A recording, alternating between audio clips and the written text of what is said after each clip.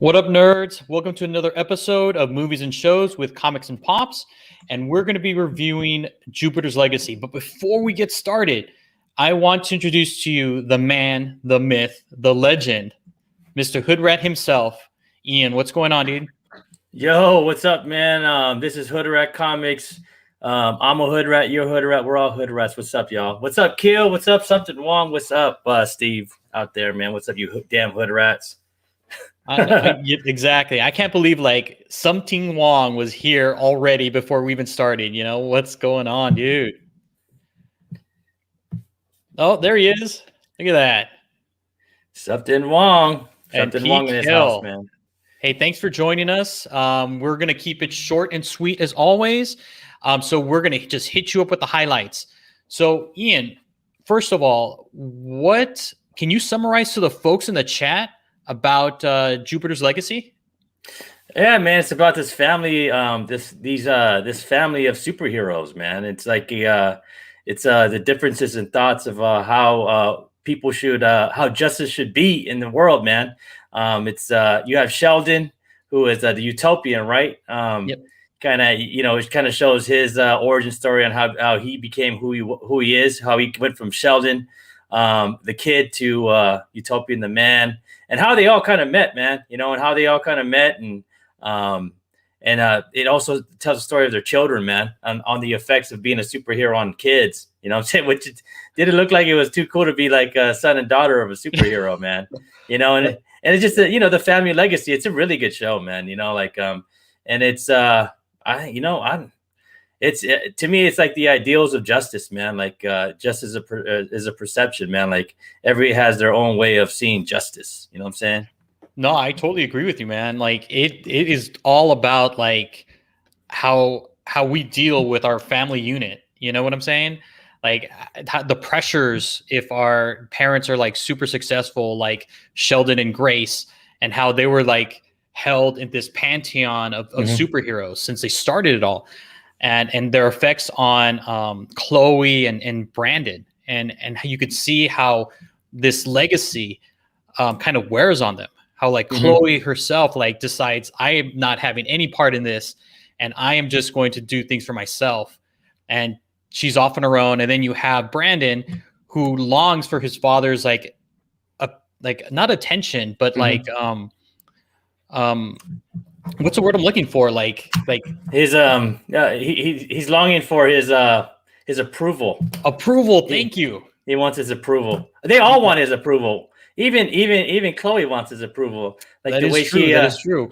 She's always looking out for. I mean, she's looking out for guys that are different than her dad, and then she wants approval from them, which is approval from her dad. And she just ends up all the time getting white.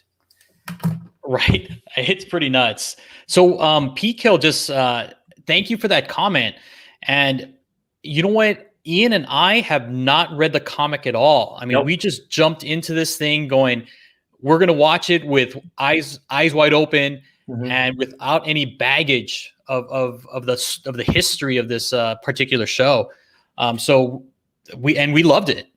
I loved it, man. I mean, I was when I saw Josh Duhamel in it, I used to watch Las Vegas all the time, man. Of course I'm a freaking watch this, man. Like that's my man, bro. He was the man up in that show, man. So too bad, when he's in there, I'm gonna watch it, man. No, I feel you, man. I feel you. Like all the actors, I felt like what's up, Jen? They all had a lot of chemistry together, and they all played their roles like perfectly. I thought that, like Sheldon Utopian, he played this straight and narrow kind of guy, and he was like that the entire way through the entire story. Like he didn't deviate from that character.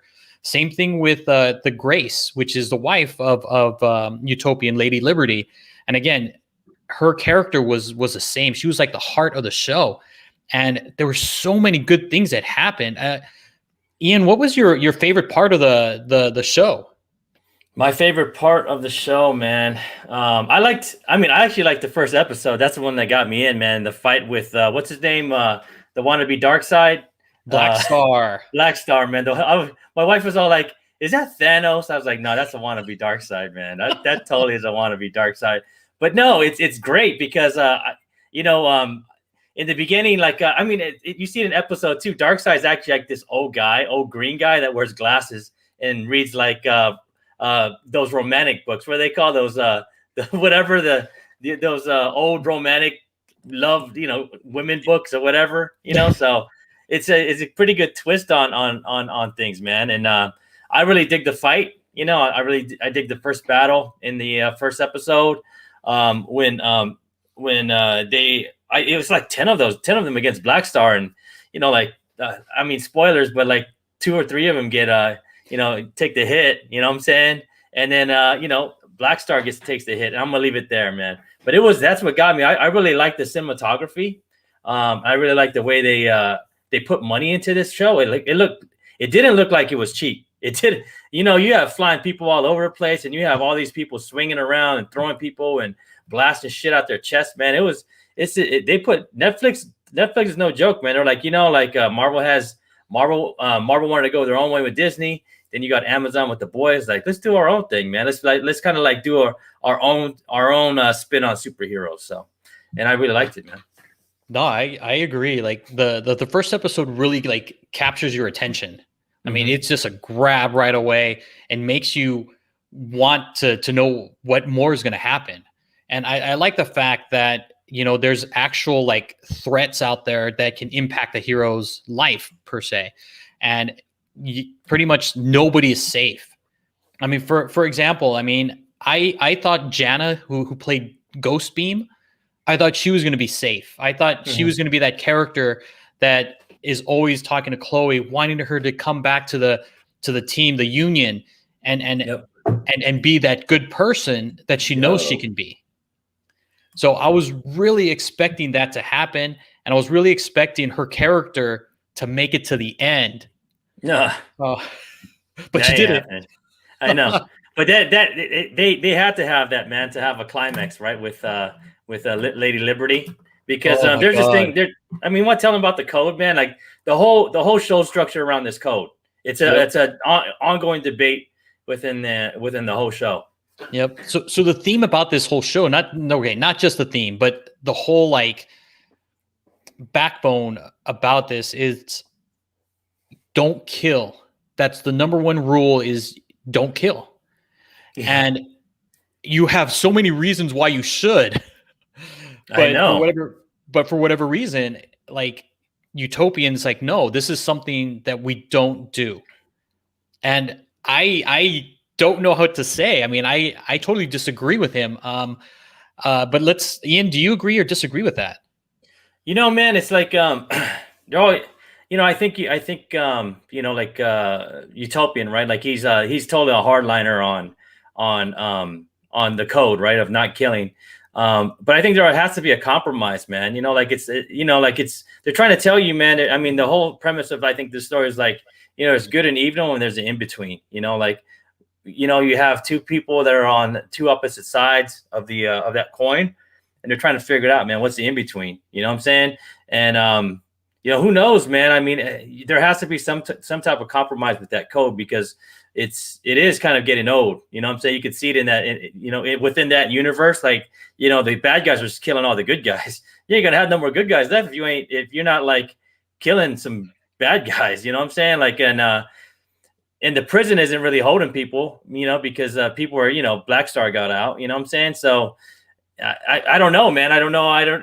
To me, it's like they have to find, they have to search for that type of compromise on how they're going to do it, man. Or maybe, I don't know. But I get what Utopian's saying about the code. Like once we start killing people, then it's just a free for all. Everybody just kills everybody. So, and that's kind of what happens in this world right now. It's like kind of a reflection about what's going on in our country and stuff with, the police officers and Black Lives Matters and stuff like that. Like, where do you draw the line? Where do we meet in the middle? You know what I'm saying? And that's kind of what they're trying to get at.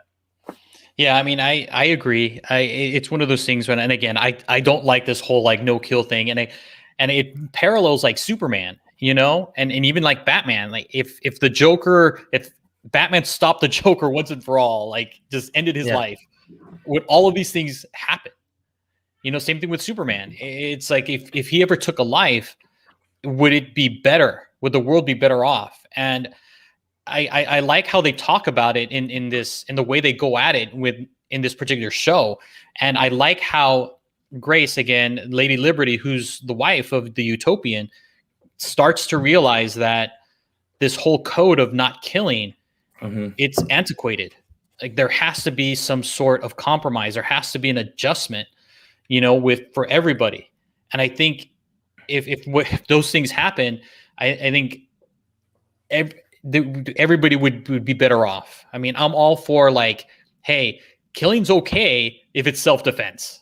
If your life's being threatened in the lives of everybody else and there is no other way to get out, I mean, definitely it's okay, but not to do it out of revenge and say, oh, he killed my partner, I'm going to kill him next. I mean, I don't think that should happen. But yeah, I don't get how, I mean, his son, like in the beginning, like he had to do what he had to do, man. Because if he didn't do that, like there would have been a lot more people that would have died. It's like the whole, Hiroshima, drop of the nuclear bomb. Like, it's a wrong thing to do, but how many lives did you save? You know what I'm saying? So that's the thing, right? Oh yeah. So what did you think about this whole like back and forth between what happened in the past and how they acquired their powers and what happens in the present day? I liked it, man. It was real. It's a parallel story, man. It's, it's like a lot of similar stuff is that we see, Sheldon's journey, you know what I'm saying? In one parallel time. And then we see his family's journey in the other, his child, his son and his daughter and himself and his wife and his brother. Right. Yep. We also see the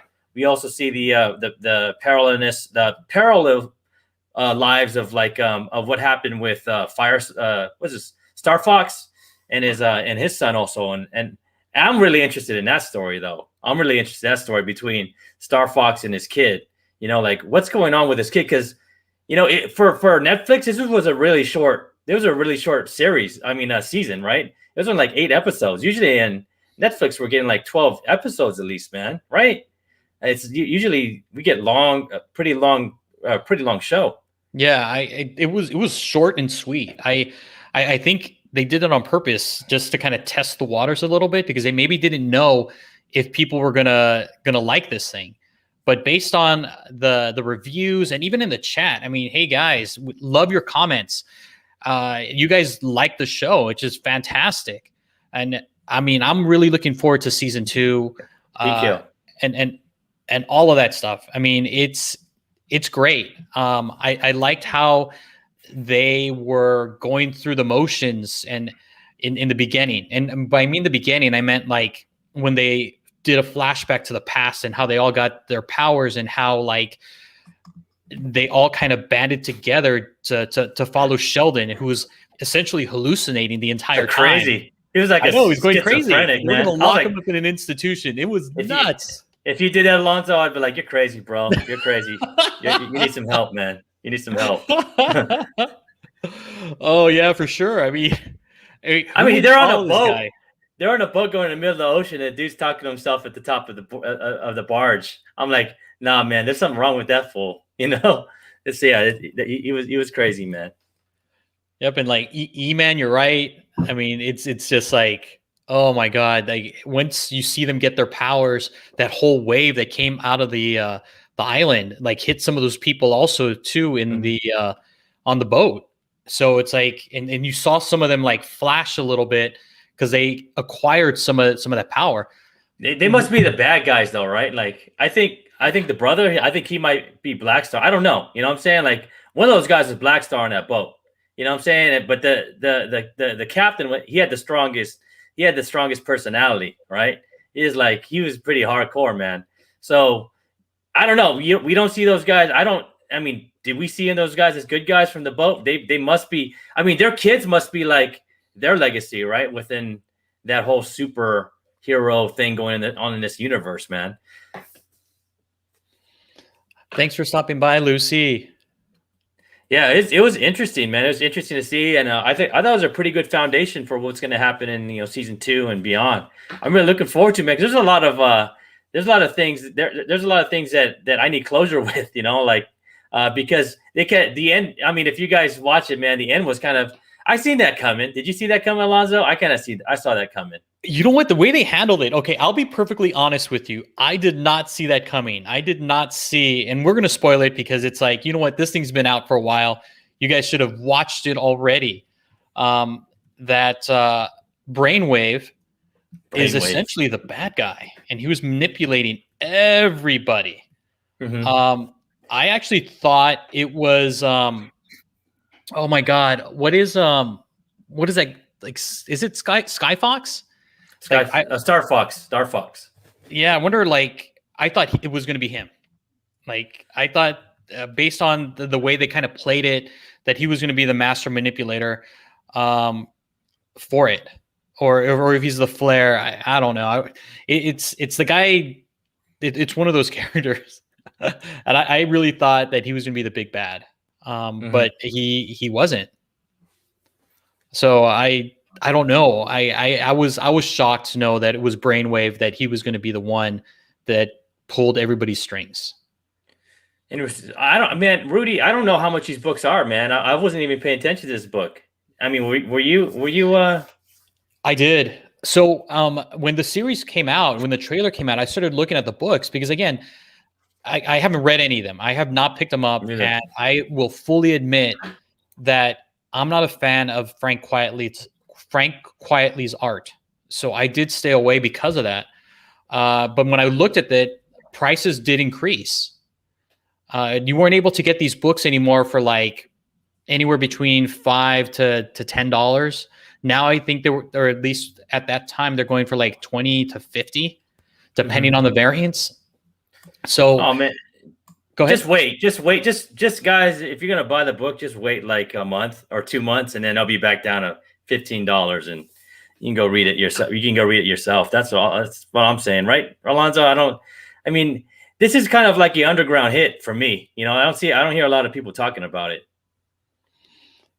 I would agree. I would agree with that. Like, and you can probably also get the graphic novel or something that has all of the issues and stuff, or just wait. If this is something you kind of want to invest in, I believe Netflix has already announced that they're going to make a season 2. Yeah. So I don't want to read it. I don't want to read it, man. But I don't want to read it. I want to have fun on season 2, man. Just go with it, man. So none of y'all spoil that. You know what's going on in season 2. And all right. So what do you think is going to happen in season 2? What are your thoughts? Well, I think Star Fox is going to make his appearance. Why can't he, man? I think Star Fox is dope, and I think his son is dope. I think that my favorite character of them all is Hutch. You know, I really liked Hutch, man. Hutch was dope. I mean, Hutch is doesn't have any superpowers, but he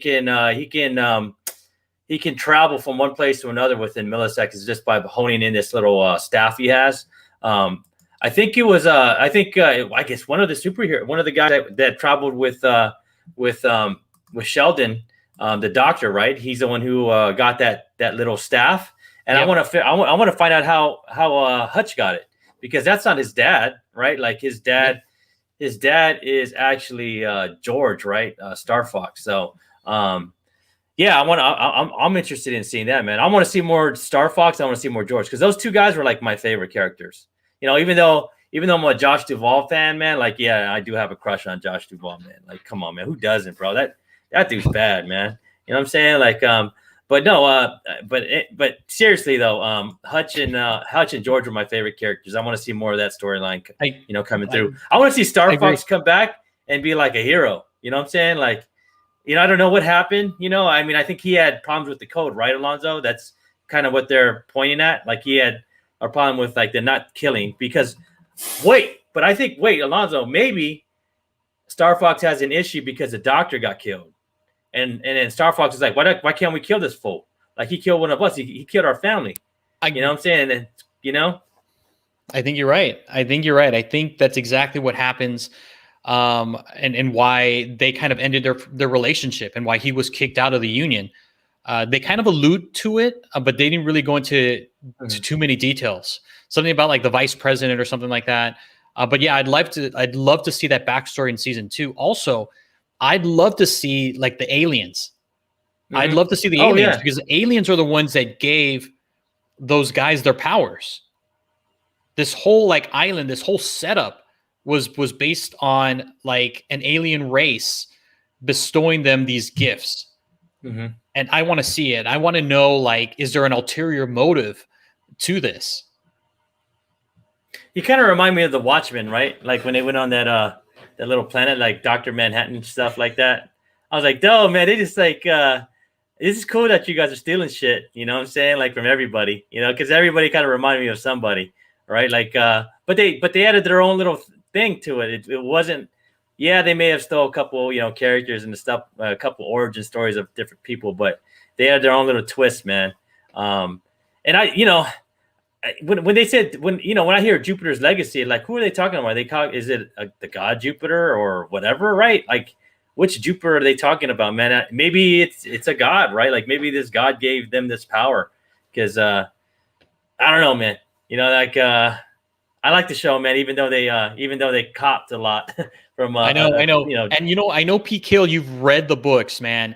If you can give us a little tidbit, give us a little taste of what's going on. I mean, we'd love to know. And again, like Ian and myself, and I think a lot of people in the chat too, didn't read the books. So we'd definitely love to hear it. Yeah, I was thinking that too. The ones who gave the powers and what was the purpose? That's me too. What was the purpose of it, right? Like, why did you have to like add all these superheroes and these villains, right? Like the world's already messed up anyway. Why do we need villains? You know, like just keep it fair and no superhero shit, man. You know, like just keep it fair, man. Like who has the biggest guns? You know, whatever. I don't know, man. So I know. I mean, it's just nuts. I mean, I definitely want to know who is behind this, and why. But I'm looking forward to see like Brainwave. Oh, one of the things. Okay, so my favorite character is Hutch, which you've elaborated on. But I also liked Reiku, and Reiku is the kick-ass like ninja daughter of Brainwave. Yeah, man. And she was like the last with the swords. Oh my god, she was awesome. Bro. When she busted out, bro, I was like, that's Ronin. That's Ronin. Come on, man. Where's Hawkeye? Where's Hawkeye in here? You know, but she was dope, though. But she also had the talents of Brainwave, though, right? But she could kick ass, man. She was just like, I was like, yo, man, this chick's bad. But too bad about her. You know? Yeah, too bad about her. But I loved her. I loved her, like her character, her no nonsense. Oh my god. And the way she just like her fighting skills, man. I mean, seriously, she is it's awesome. I mean, if you're a fan of Psylocke and you thought like Psylocke, because not only did she have like telepathy and telekinetic ability, but she was also an assassin ninja, like Reiku embodied all of that. Mm-hmm. So it was like actually seeing like Psylocke being brought to life. Yeah, Psylocke, and it kind of like what's her name? Elektra 2, kind of an Electra-ish type of thing going on there with the attitude, you know, like yeah, she was a good pick, that whoever that actress was. I was just sad to see her go, man. I was like, yeah, why can't we keep her, man? Like she's dope, dude, you know? Oh yeah. I mean, so again, I loved Hutch just like you, because again, Hutch was just this he was a scoundrel. He's kind of like a Han Solo-ish type of character. Like he doesn't mind just kind of either being on a team or just doing things on his own, you know, and he does put like others ahead of himself. And I like how they allude that he may become the new like mob boss. So I again, like, there's so much potential for all these characters, and you can see it. I think Brainwave just has issues with the code, man. I think he just is like, yo, man, we just need to start killing fools. You know, like we've been doing this for so long. Look how old we are. Have we really made a difference, right? Oh, so that's it. Wow. Brainwave. Thanks, PKL. Okay. No, that means we get to see Skyfox. That's good, man. But you know what else I like, man? That's good. I like that Kurtwood Smith was in it, man, from the 70s show. He was in there for a moment. You know, I was like, yo, it's the dude from the 70s show. You remember the old guy, the dad? What was his whole little catch line? Like, you know, like I forgot what his catch line was on the 70s show. Someone over there in the chat, man. He was a dad all the time with the, you know, he was Red. The dad with he was Red. Yep. Do you remember his catch line on the series? Oh my god! It's I just totally some people forgot. like it was always like "shut it, Foreman" or something like that. That's the only thing I remember. Foreman or whatever, Yep. man. Yeah, he was on there too. I dig that Red was up in there. So Jeff Geek Driven says, "Hey, did anyone get a cringing feeling when the uncle looks at his niece at the dinner table?" Yes. Yeah, man. Oh yeah, it's like Mm-hmm. something's going on. Something's going on. But yeah, I mean, it's great, and I like how the characters interacted and how they felt grounded, even though it was like in this whole fantasy world of superheroes. Like it was just fantastic. Foot in the ass. There you go. There's a foot in the ass. There you go, man. El Pito knows, bro. Yeah, that's my man. I used to watch the show all the time. But you know that I enjoyed it, man, because you know, you have Disney on one side, right? Disney is on one side that's trying to like, you know, cater to all audiences, right? Like including kids. And then you have Amazon on one side. It's just like, this is, you know, we got The Boys and we got Invincible, and this is for mature audiences. But what Jupiter's Legacy is, it's like the in between. It's like for mature adults, but kids can watch it also. You know, like I don't know, man. There was a lot of gore.